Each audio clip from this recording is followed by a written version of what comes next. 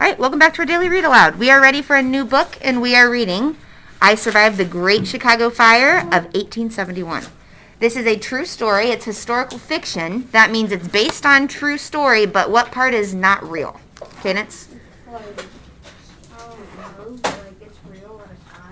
Okay, the base of the story is real. Madeline, what part's not real? The kid surviving it and stuff. Yeah, the main character that we're going to watch survive this disaster is made up. Okay, but it could have seemed very much like what would have happened anyway in the story. So, I survived the Great Chicago Fire. This fire really did happen. We all know Chicago is a great big city. In 1871, it looked a little different. How do you think Chicago would have looked different than today in 1871? Angie, give me one thing. It was probably smaller, because we didn't have a lot of big cities or big buildings. Yep, absolutely. It was not as large. Josiah? All the buildings were made of wood. Okay, we didn't have building materials like we do today, so everything would have been made out of wood. So knowing that and knowing it catches on fire, why is this going to be quite a disaster? Abby? Because wood can catch on fire easily. Correct. So now a lot of our buildings are made out of concrete, stone, metal, all sorts of things that don't burn as easily. Zoe? My aunt lives in Chicago. Yeah? Angie? Can metal catch on fire? It takes really, really high heat to burn metal, so not like a normal fire.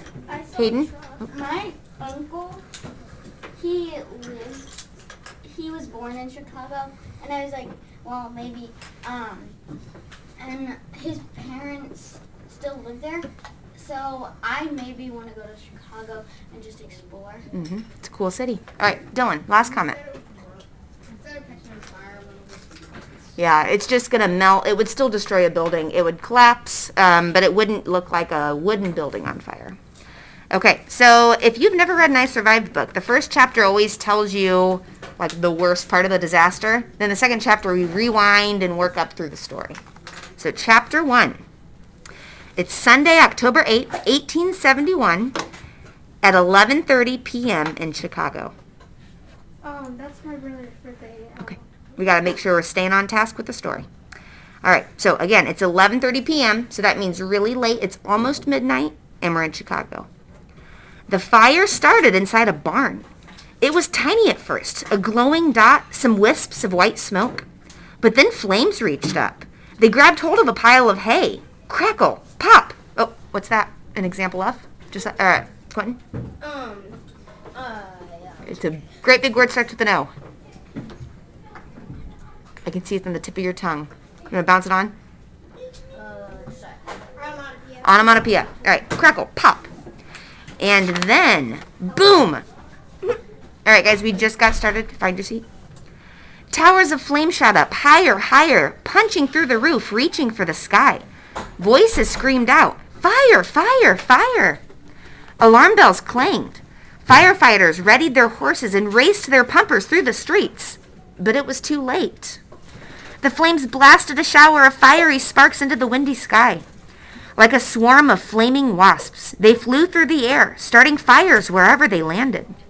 Shops and homes erupted in flames. Warehouses exploded. Mansions burned. Crowds of panicked people fled their houses and rushed through the streets and along the wooden sidewalks. So even the sidewalks are wooden. So think about how different this would be. They screamed and pushed and knocked one another down, desperate to get away from the choking smoke and broiling flames. But there was no escape. The winds blew harder. Flames shot hundreds of feet in the air, spreading across miles and miles. And in the middle of it all was 11-year-old Oscar Starling. Oscar had never felt so terrified, not even 2 years ago, when a killer blizzard hit his family's Minnesota farm. He was trapped inside a burning house, fighting for his life. He'd made it down the stairs, desperate to escape, and then, crash. A ball of fire and cinders crashed through the window, and the house exploded in flames. And suddenly, Oscar was in the fire's ferocious grip. The flames clawed at him, seared him, threw him to the ground.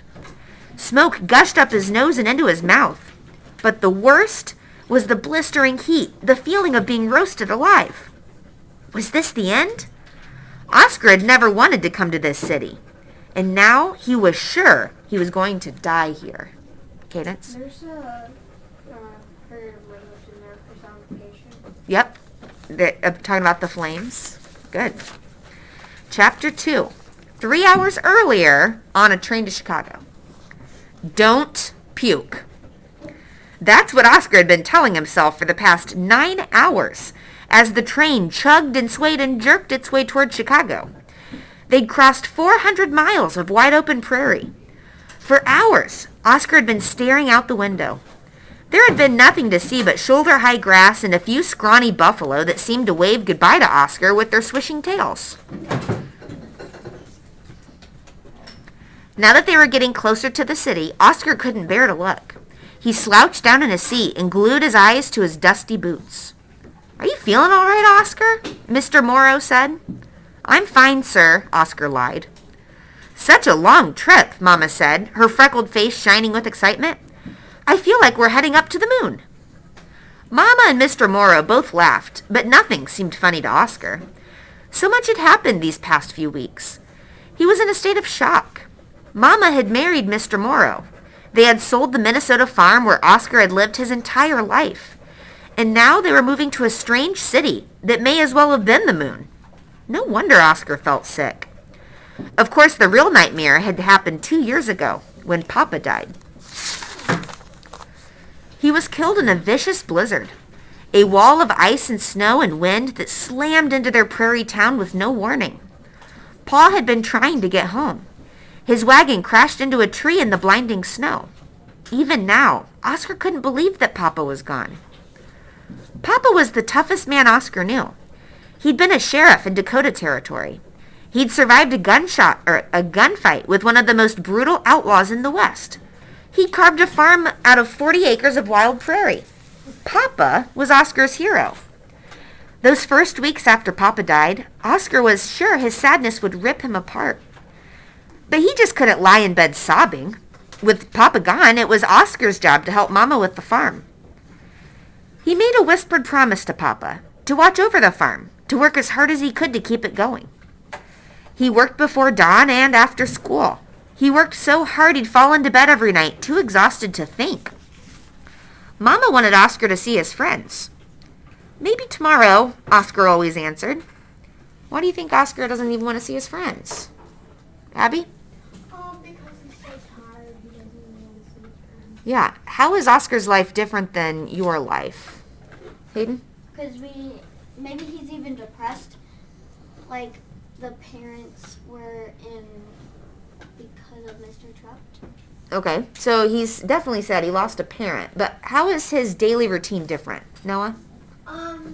Because he can't see his dad anymore. And that really would hit you because someone that takes care of you and gives you comfort is gone. And you have to fill in what they did. Yep. And you're just a kid. You shouldn't be worrying about that. Can I use the restroom? Yep. So, not only does he go to school like you guys all do, think about this. He had to get up before dawn to do all his farm chores, then go to school, then come home from school and work until he went to sleep. So that's a little different. When I was your age, I did not work before and after school. I slept before school, had breakfast, went to school, came home, did my homework, maybe did some chores, but I did not run a farm. So he's living a different life than we are. Emma? It's probably a way to show bravery. Yeah. So he had to step up, and it might be a good way to, he said he whispered that promise to his dad. So maybe it's a good way to kind of honor his dad. Angie? And he lives on a farm, so he has to do a lot of work. Mm-hmm. And his dad probably took care of all that. He was strong and big. Mm-hmm. He lost his father. Yep. So when he lost his dad, he has to step up for his mom. Okay. So maybe tomorrow I'll see my friends, Oscar answered. Then come sit with me a while, Mama would say. Let's play cards. He and Mama and Papa used to play fierce games of hearts. When Papa lost, he'd pretend to fly into a rage, pounding the table while Mama and Oscar doubled over laughing. But Oscar had no time for cards. All he wanted to do was work. The seasons passed in a blur of sweat and dirt and aching muscles. And Oscar would just keep it going. But then 6 months ago, Mr. Charlie Morrow appeared at their door. Mr. Morrow was an artist for a big Chicago newspaper. He'd come to Castle for his latest project, which was to paint scenes of life in a booming little prairie town. Mama was honored when Mr. Morrow stopped by and asked if he could paint their farm. Each morning for a month, Mr. Morrow would show up just after the sun rose, waving at Mama and Oscar with his paint-stained fingers. "Hello," he'd sing out. He was a big man, with jet black hair and a beard to match. Mama said he reminded her of a giant from a fairy tale. But the nice kind, she explained. Oscar liked Mr. Morrow well enough. He made Mama smile, that was for sure. Most nights after Mr. Morrow packed up his paints, he'd join them for supper. Afterward, he and Mama would sit out on the porch and look over the day's paintings. "Oscar, join us," Mr. Morrow would boom.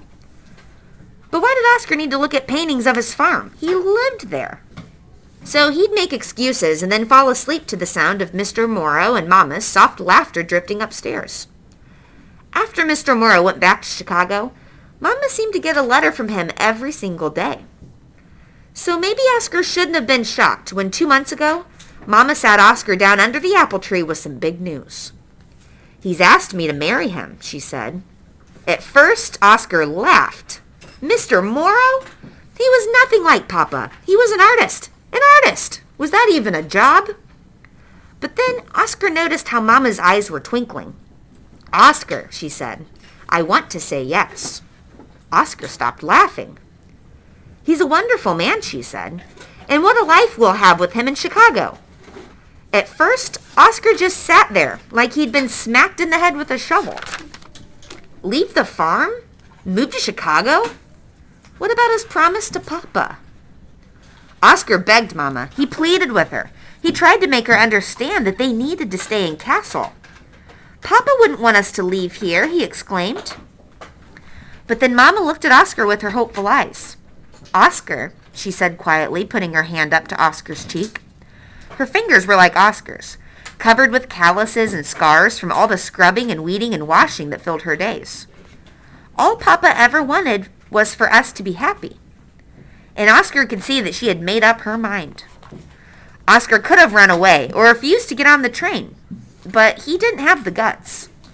So now here he was, miserable, chugging along with his stomach turning inside out. The train whistle shrieked. "Woot, woot! Chicago," the conductor shouted out. 10 minutes. Oscar's stomach flipped. "Don't puke." His stomach didn't listen. He managed to slam open the window just in time to splatter his lunch across the tracks. Welcome to Chicago. All right, Chapter 3. Oscar stared out the window in shock as the train pulled into the city. Chicago is called the Queen of the West. But what an ugly queen. All along the tracks were factories and warehouses. The sky was smudged dirty brown from coal fires and dark clouds burping out of the smokestacks. Soon enough, they were off the train and standing in the enormous station hall. Every other person smiled and waved at Mr. Morrow. "Charlie," a man boomed. "Welcome back, Mr. Morrow," said a porter, lugging a heavy suitcase. "Mr. Morrow, I loved your latest pictures," a pretty woman gushed.